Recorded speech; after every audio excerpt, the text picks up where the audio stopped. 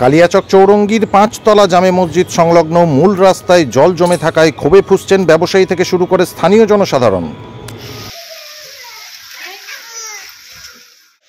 প্রধান মেম্বাররা কোনো কাজ দিচ্ছে না, মাঝে মধ্যে হয় এরকম, 10 দিন থেকে আছে।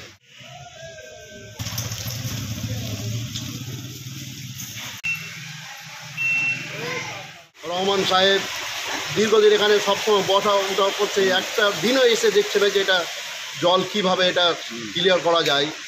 মন্ত্রী যে তিনি আসছেন এইটা রাস্তা দিয়ে, তিনিও একটু লক্ষ্য করবেন, সেটাও লক্ষ্য করছেন।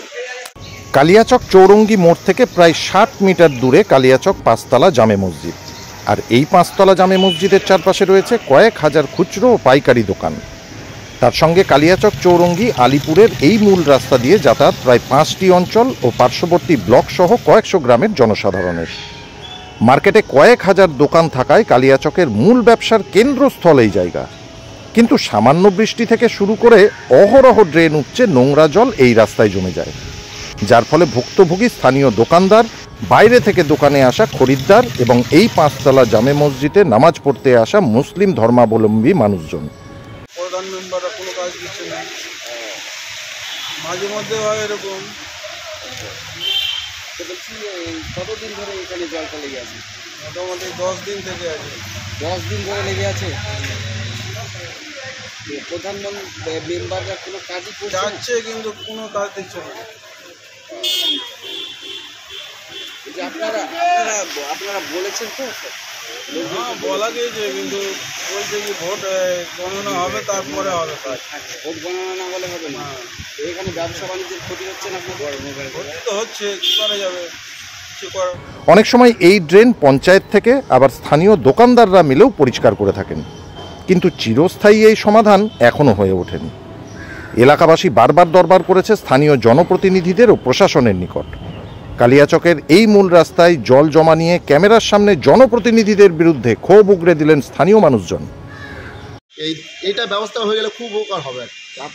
আমরা তো চিনি না যে কোথায় অফিস, কোথায় কি। আমরা জানি যে অফিস মালদা জেলা পরিষদ যেতে হবে, আমাদের যে পঞ্চায়েত সমিতি আলিপুরের মেম্বার যে দিতে, সেও কোনো যোগাযোগ করে না। আপনার রহমান সাহেব দীর্ঘদিন এখানে সবসময় বসা উঠা করছে, একটা দিনও এসে দেখছে না যে এটা জল কিভাবে এটা ক্লিয়ার করা যায়। বা আমাদের সাবিনা সাহেব মন্ত্রী যে তিনি আসছেন এইটা রাস্তা দিয়ে, তিনিও একটু লক্ষ্য করবেন, সেটাও লক্ষ্য করছেন। এখানে প্রচুর লোকের চলাচল। আপনার এইখান থেকে এই মেনটা হচ্ছে আপনার শেরশাহী, গোলাপগঞ্জ, এটা আপনার চলে যাচ্ছে। ডেইলি তো আপনার 5,000-10,000 লোকের সমাগম হচ্ছেই যাতায়াত।